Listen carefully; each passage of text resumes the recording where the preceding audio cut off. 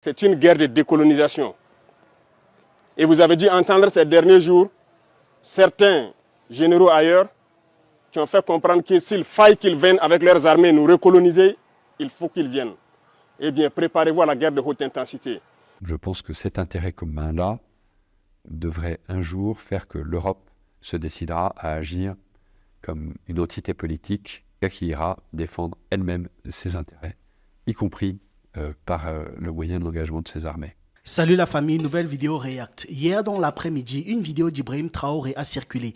Et dans cette vidéo, il faisait clairement comprendre à l'Occident, fatalement aussi à la France, que le Burkina Faso est en train de se tenir prêt à la nouvelle guerre qui arrive. C'était une réponse directe au général français qui a dit que dans 10 ans, la France, accompagnée de l'Europe ainsi que de ses armées, vont devoir revenir recoloniser l'Afrique. On écoute d'abord Ibrahim Traoré, puis on va écouter un résumé de ce que le général avait dit. C'est à vous, chefs, officiers militaires, prenez ça en compte. Commencez à vous préparer pour la guerre de haute intensité. J'espère que je me fais comprendre. Ce n'est pas uniquement du terrorisme. Ouvrez l'œil. C'est beaucoup plus que ça. C'est une guerre de décolonisation. Et vous avez dû entendre ces derniers jours certains généraux ailleurs qui ont fait comprendre que s'il faille qu'ils viennent avec leurs armées nous recoloniser, il faut qu'ils viennent. Eh bien, préparez-vous à la guerre de haute intensité. Soit ils viendront eux-mêmes, soit ils passeront par leurs valets locaux qui sont ici pour essayer de troubler notre quiétude. D'ailleurs, en parlant de valets locaux, je ne sais pas si vous avez eu l'information, mais il y a un convoi français qui a été arrêté pas loin d'un des pays de l'AES par la population. La population a empêché que le convoi en question passe. Et ce convoi était rempli de militaires, d'armes et de toute autre chose. Ces gens étaient prêts à la guerre et à une confrontation directe. Si la population n'avait pas été là, le convoi aurait passé les frontières sans problème. La population a fait bloc et front commun face à cette situation. Donc pour vous dire que quand il parle de guerre de décolonisation, c'est peu de le dire. C'est beaucoup plus grave que ça. Et je disais dans une vidéo qu'il y a aussi une information qui a fuité, comme quoi les États-Unis sont déjà en train de préparer l'assassinat des présidents de l'AES. Dirigeants de l'AES comprenant Ibrahim Traoré. Donc, rien n'est plus proche de la vérité que ce qu'il est en train d'expliquer.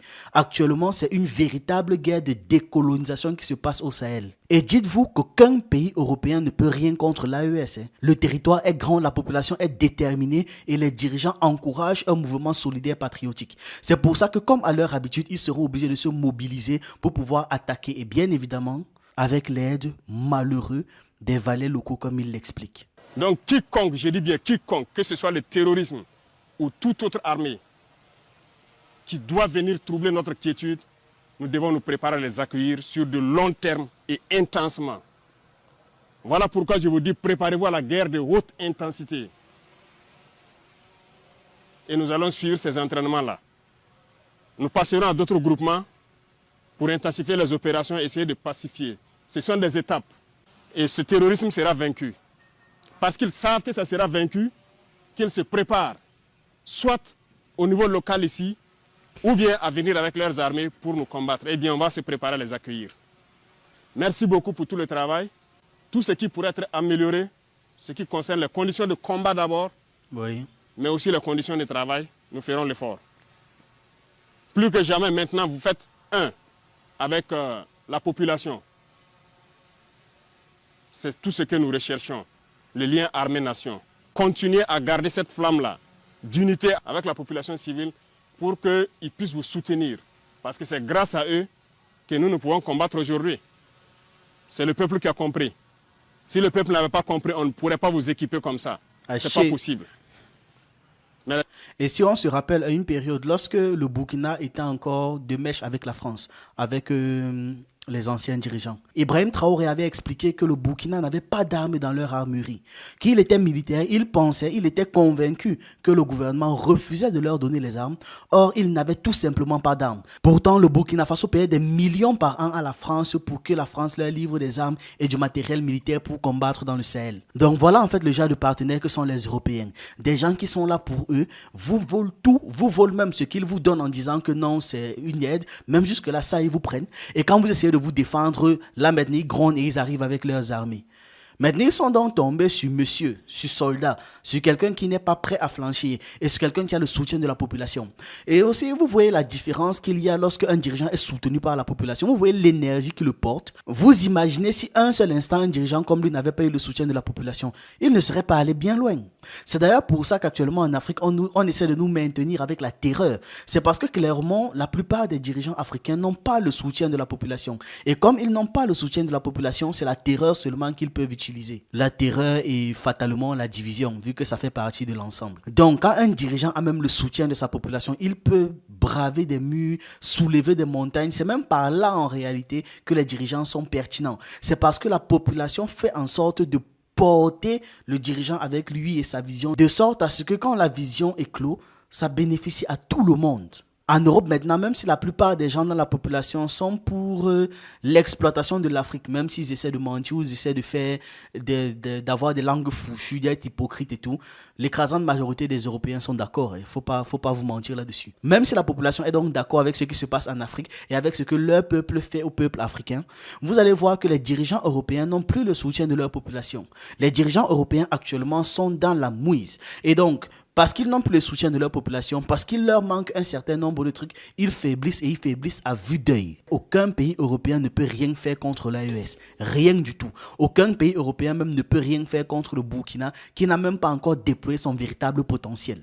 Et là maintenant, ils sont en train de vouloir s'entraîner justement à se préparer pour le pire. C'est-à-dire qu'ils viennent directement en guerre ouverte de haute intensité, comme ils disaient. Là, quand tu vois ce genre de personnes, comment est-ce que tu n'as pas envie de t'engager? Comment est-ce que tu n'as pas la ferveur patriotique qui s'éveille en toi? C'est magnifique. Il y a un danger. On est tous conscients du danger. La personne qui nous parle du danger, lui-même se met en danger. Et tout ça là, ça fait plaisir en fait. Parce que tout d'un coup, on se dit que tiens, on ne se bat pas pour rien. On ne meurt pas pour rien. On ne meurt pas pour un valet. On meurt pour quelqu'un qui réellement se bat pour nous, pour la population. Et c'est beau à voir. C'est beau. C'est d'une magnificence extraordinaire. Mais les gens ont compris, ils se sont engagés et nous faisons beaucoup d'efforts pour que la capacité opérationnelle ne fait que s'accroître. Grâce à vous, presque 100% de ce territoire est conquis. Vous êtes en phase de consolidation. En tout cas, félicitations pour tout le travail abattu. J'ai même bien lu, c'était quoi? La Côte d'Ivoire, la base arrière du terrorisme. Quoique, en parlant de Valais, voilà une illustration très crue de ce que c'est justement. Quand on dit que, quand Ibrahim Traoré dit qu'avec la complicité des valets locaux, là, c'est de ça dont il s'agit. Parce qu'il ne parle pas seulement des valets dans son pays, hein, vu que oui, dans son pays, il y a eu beaucoup de personnes qui ont tenté de l'assassiner, beaucoup de personnes qui sont pour l'Occident parce qu'ils ont des intérêts minimes et infimes par rapport au réel potentiel du pays. Dites-vous aussi, et c'est important de le souligner, que dans l'état actuel du Burkina Faso, l'armée n'a pas encore déployé son véritable potentiel. L'armée burkinabé n'a pas encore déployé son véritable potentiel. Parce que pour l'instant, ils sont vraiment au front. Ils n'ont pas eu le temps de réellement s'entraîner, de réellement faire les tactiques et autres. Ils sont au front et ils s'adaptent au front. Regardez leur niveau d'efficacité des gars qui s'adaptent continuellement sans jamais avoir réellement eu le temps de se préparer comme les autres nations. Regardez leur efficacité. Vous pensez vraiment que si vous donnez 10 ans à l'armée burkinabé pour s'entraîner, pour finir leur tactique et s'équiper, qui pourra les avoir? Et c'est la même chose avec l'ensemble des armées africaines. On peut avoir une force de frappe si puissante que personne n'est même réellement capable de vouloir rivaliser. Ce n'est pas pour rien qu'on a tout fait pour nous maintenir dans le néant. Durant la Seconde Guerre mondiale, les soldats qui faisaient le plus trembler les nazis, c'était les soldats africains. Ceux qu'on insulte en appelant les tirailleurs sénégalais. C'était des soldats africains. Jusqu'à ce que lorsqu'on savait qu'il y avait une infanterie de soldats africains, les armées nazies fuyaient.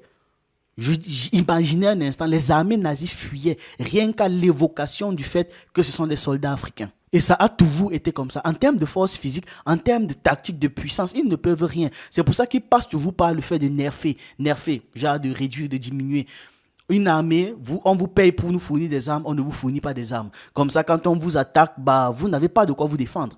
Peu importe à quel point vous êtes bon guerrier, si 100 personnes vous tirent dessus et que vous n'avez qu'une machette pour vous défendre, vous n'allez pas vous en sortir. Vous êtes en phase de consolidation. En tout cas, félicitations pour tout le travail abattu. Nous avons pu suivre avec vous les opérations dernièrement, avec beaucoup d'amertume aussi, lorsque vous voyez les terroristes franchir le fleuve, se retrouver à moins de 50 mètres de vous et que vous n'avez pas la capacité d'engager. parce que vous n'avez pas l'autorisation.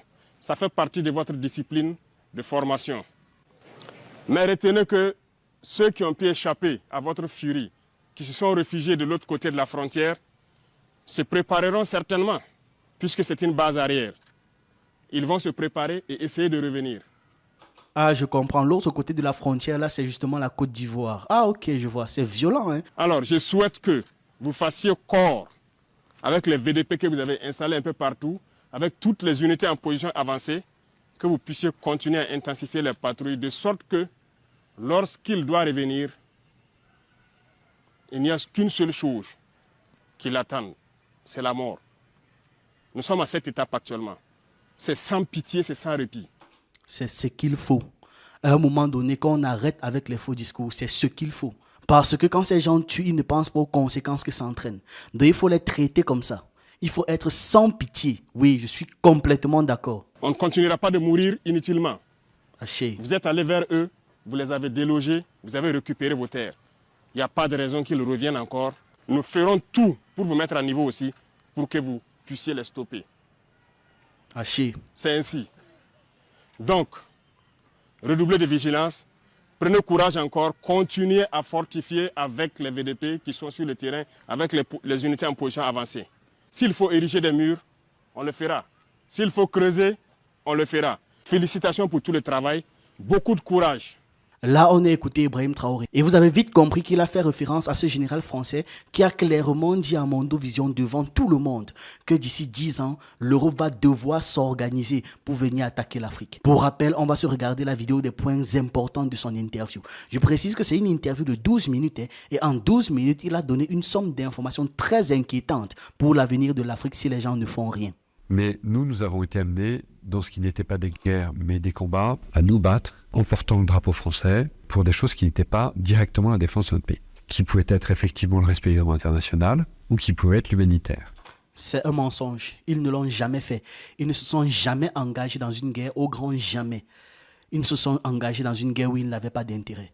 Dans leurs histoires qu'ils parlent d'humanitaire, là, ce n'est que dans leur tête. D'ailleurs, ce n'est même pas dans leur tête, c'est faux. Vu qu'ils savent que c'est faux. C'est uniquement pour la propagande, c'est-à-dire pour le petit peuple là qui veut se donner une grandeur. C'est en fait pour ça qu'il le dit. Je dis, au grand jamais, la France n'a été dans une guerre ou engagée dans une guerre à des fins humanitaires. Jamais. Je pense que le plus difficile n'est pas tant le respect du droit international que l'intervention d'humanité. Le plus difficile, c'est quoi, mon père? Parce qu'on est engagé dans les opérations humanitaires, n'est-ce pas? Parce que quand on est engagé dans des opérations humanitaires ou d'humanité, oui, on porte le cœur palpitant de la société française en pleine compassion vis-à-vis de populations qui sont en guerre et qui souffrent. Ok. C'est le genre de personne qui vous agresse, mais essaie de vous expliquer qu'on vous agresse avec humanité, tu vois. On vous agresse parce qu'on voit que vous êtes en train de souffrir. Qui souffre? Pourquoi est-ce que les Français sont obligés de quitter chez eux? Pourquoi est-ce que les Français s'engagent dans des actions humanitaires? Est-ce que vous avez fini avec toute l'humanitaire en France avant de chercher l'humanitaire dans les autres pays? Est-ce que par la suite, quand vous avez fini avec toute l'humanitaire en France, vous avez fait l'humanitaire dans l'Europe, chez vos voisins, chez les gens qui vous ressemblent, chez les Ukrainiens par exemple? Allez faire l'humanitaire là-bas. Allez faire l'humanitaire dans les zones qui vous demandent. Allez faire l'humanitaire chez les gens qui vous ressemblent, qui ont la même culture que vous. Ne venez pas faire l'humanitaire en Afrique. Vous voyez alors, c'est ça le souci de ces gens. Non seulement ils mentent, manquent de respect, paternalistes, mais dans tout ça, ils essaient de faire croire que c'est pour votre bien. Mais de quelle population qui souffre qui n'est pas de votre faute? Qu'est-ce que ces gens s'y racontent eux-mêmes? Comme s'ils ne savent pas d'où vient la souffrance, comme s'ils ne savent pas d'où vient le terrorisme. Or, je pense que l'émotion est très mauvaise conseillère. Et elle est même très dangereuse. Parce que l'émotion conduit à vouloir désigner le camp du bien et le camp du mal. Je suis dans l'émotion, je désigne le camp du bien et le camp du mal. Ce que vous faites, c'est profondément mauvais. Je le répète. Ce que vous faites, c'est profondément mauvais. Même quand vous essayez de vous donner une bonne conscience en disant non, il faut avoir un certain comportement par rapport à certaines choses. Non. En fait, il y a un double langage ici. Premièrement, on essaie de nous faire croire qu'ils sont humains parce qu'ils font des actions humanitaires. Mais deuxièmement, on essaie aussi d'expliquer qu'il ne faut pas mettre trop d'émotions dans les choses parce que ça fait en sorte de désigner le camp du bien et le camp du mal. Il n'est pas question ici de désigner le camp du bien et le camp du mal au fond. La seule question qui importe, c'est pourquoi est-ce que les choses arrivent comme ça arrive. Dès qu'on comprend le pourquoi, on arrive à trouver la solution. Pourquoi est-ce qu'il y a le terrorisme en Afrique? Pourquoi est-ce que l'Afrique utilise encore le franc CFA? Pourquoi est-ce qu'à chaque fois qu'un leader veut sortir de l'influence occidentale, il finit toujours de la pire manière? Voilà en réalité les questions qu'on doit se poser. Pourquoi il y a des bases militaires occidentales en Afrique? C'est ça qu'on doit comprendre. Quand on nous parle d'émotion, quand on ne nous parle pas d'émotion, ça c'est pour embrouiller les esprits. Oh, on doit définir le bien, on doit définir le mal. De toute façon, le bien c'est en fonction de la position de chacun. Pour moi, vous êtes le mal. Certainement que pour vous, ce que vous faites c'est salvateur pour votre civilisation. Je n'en disconviens pas. Mais la question n'est pas là. La question n'est pas au niveau de qui est le bien, qui est le mal. Parce que pour moi, vous serez toujours le mal. Même si vous faites quoi? Toujours. Et en fait, c'est comme ça qu'il faudrait que l'on comprenne la chose dans ces affaires. C'est dans leur discours à langue fourchue et à double langage et avec 8 sens alors que le mot est unique là. C'est qu'ils essaient de se faire passer pour ce qu'ils ne sont pas aux yeux des gens qui sont les victimes, les réelles victimes dans cette affaire. Quand maintenant il fait des éloges patriotiques, vous pensez que c'est pour qui? C'est pour qui? Les gens qui sont morts, les populations qui continuent de souffrir, ou bien c'est pour eux et leur fierté nationale? Écoutez. Et donc, quand on est un soldat qui intervient dans une opération d'humanité, portant l'émotion de sa société et de son opinion publique, on peut être amené à être aveuglé par ce besoin du bien et du mal. Alors, l'avantage du soldat... Mais bien évidemment, tu ne dois être ni dans le bien ni dans le mal. Quand tu es soldat, tu dois juste obéir. Obéir, oui, parce que quand tu commences à réfléchir, ce n'est plus bon. Parce que là, on va commencer à dire, mais qu'est-ce que je suis en train de faire? Je pense que c'est Dieudonné qui avait dit ça. Dieudonné avait dit ça dans un de ses spectacles, que la particularité du soldat américain, une fois qu'il rentre à la guerre, c'est qu'il est traumatisé. Parce que lui-même, il l'a fait. En réalité, dans ce genre de cas de figure, tu ne peux pas ne pas être dans l'émotion. Il s'agit quand même de la vie de dizaines de personnes que tu abats ou de la vie de tes compagnons qui partent. Donc, tu ne peux pas ne pas être dans l'émotion. Mais on leur dit non, faites abstraction de ça. J'ai vécu en Somalie, je l'ai vécu à Sarajevo, au Rwanda en particulier, c'était des victimes absolues et des bourreaux. Tous les endroits où il a listé là, particulièrement au Rwanda même, qu'il a aussi souligné, c'est la France qui est responsable. Hein. J'ai encore l'interview d'un soldat français qui l'explique. Et il le dit clairement. Quelle était votre mission initiale? Vous le dites très clairement, au départ, il ne s'agissait pas du tout d'humanitaire. Non. Dans cette intervention, dans laquelle il y a eu un aspect humanitaire, mais l'intention centrale était tout à fait différente. Elle était de remettre au pouvoir le gouvernement qu'on soutenait depuis 4 ans. Le seul problème, c'est que c'est ce pouvoir qui commettait le génocide. Voilà. Donc nous sommes entrés du côté des génocidaires. Et moi, ma première mission, qui était ma spécialité à l'époque, c'était de guider les frappes aériennes sur le terrain. Parce que pour que des frappes aériennes fonctionnent, il faut qu'en fait, il y ait une équipe très très proche des cibles. Et donc j'avais été intégré dans une unité de combat de la Légion étrangère, et l'ordre préparatoire que nous avions reçu, c'était de mener un raid terrestre sur Kigali pour reprendre la capitale du Rwanda et remettre en place le gouvernement de l'époque, en faisant totalement abstraction du fait que ce régime était génocidaire. Qu'ils étaient du côté des génocidaires. Là, on va parler de quoi encore? D'humanitaire? Ou bien l'humanitaire, c'est quoi? C'est clignotant? Qui fait qu'à mon avis, nos soldats sont... pardonnez-moi de le dire, mais un peu des surcitoyens ou des super-citoyens. Je trouve que la France devrait mieux les connaître et mieux s'inspirer de ce qu'ils vivent, de ce qu'ils font, de ce qu'ils sont. Voilà de moins en moins de gens qui veulent être les super-citoyens ou les sur-citoyens. Bravo à ceux qui sont encore là et au massacre qu'ils ont fait. Jusqu'à je vois certains déchirer leur carte de militaire disant que non, ils ne vont pas aller faire la guerre en Ukraine.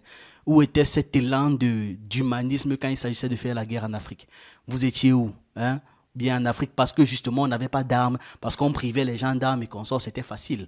Vous n'aviez qu'à tirer, vous mettiez un jour et vous tiriez. Revenez encore en Afrique, je ne sais pas si vous avez entendu les gens comme Traoré. Vous allez fuir. Se battre. Ça a toujours été une interrogation pour moi, une incompréhension, parce que j'avais le sentiment que les combats que nous menions étaient des combats qui valaient d'être menés. Donc... Le combat... Ah, quand on se moque des gens. Le combat en Libye valait être mené, n'est-ce pas? Le combat en Libye, ça valait être mené. Il a toujours eu cette impression-là. C'est lui le général de la période là, en passant, pour ceux qui ne savent pas. La période de Libye et consort là, c'est lui, hein? Même du Rwanda, c'est toujours lui, hein? Mais il fait comme s'il vient se donner bonne conscience au Figaro. Quoique, une fois de plus, je vais remettre dans le contexte. C'est pour sa civilisation qu'il est intéressant. Il ne faudrait pas qu'on pense qu'il pense pour les autres. Ils ne pensent que pour leur survie à eux. Oui, en restant digne de de notre drapeau, digne de notre pays, digne de la France. Oui, digne du pillage, digne du vol, digne de l'esclavage, digne de l'escroquerie, digne du mensonge. Voilà. Continuez dans la dignité incarnée de votre civilisation qui n'est que destruction, dégâts et qui dégage des impressions nauséabondes. La question en réalité, elle est essentiellement de la volonté politique des États membres de l'Union européenne. Cette entre-guerre dont on parle, qui a été le mien, et en particulier à la fin de ma carrière quand j'étais chef d'état-major des armées, nous avons travaillé à essayer de mettre en évidence ces intérêts communs européens. Les intérêts européens communs dont il parle là, c'est l'Eurafrique, c'est-à-dire une union entre l'Europe et l'Afrique, mais pas dans la fraternité, non. Dans cette union, l'Europe prend tout à l'Afrique et l'Afrique reste sans rien, bredouille. Donc on n'est qu'une mangeoire, une réserve en réalité, réserve de ressources, réserve humaine, parce que même pour construire leur ville, ils vont prendre des gens chez nous pour construire leur ville. Quand il faudra faire de la nourriture, c'est chez nous qu'ils vont prendre de l'argent, c'est chez nous qu'ils vont prendre des prêts, ils vont faire et c'est nous qui allons payer, etc., etc. C'est ça l'intérêt européen dont il parle. Il ne faut pas qu'on se trompe sur la définition. Quand il parle des intérêts européens, c'est vraiment des Européens en Afrique. Hein? Pas juste entre Européens. Chez eux, de toute façon, ils ont quoi? Le vent et la pluie. Qui est notre destin commun à nous, Européens, c'est la Méditerranée et l'Afrique, où notre destin se joue. Vous avez entendu, n'est-ce pas? C'est la Méditerranée et l'Afrique. Qu'est-ce qu'ils cherchent ici en dehors de la bouffe? Et donc nous avons en permanence essayé, nous Français... Et le pire, c'est que ce sont leurs droitards qui vont parler tout le temps d'immigration. Restez chez vous, restez chez vous, restez chez vous. Comme s'ils ne savent pas comment est-ce que les gens font pour arriver chez eux. D'entraîner les Européens dans cette prise de conscience de la nécessité d'agir collectivement en Afrique et en Méditerranée. Ce n'est pas la première fois.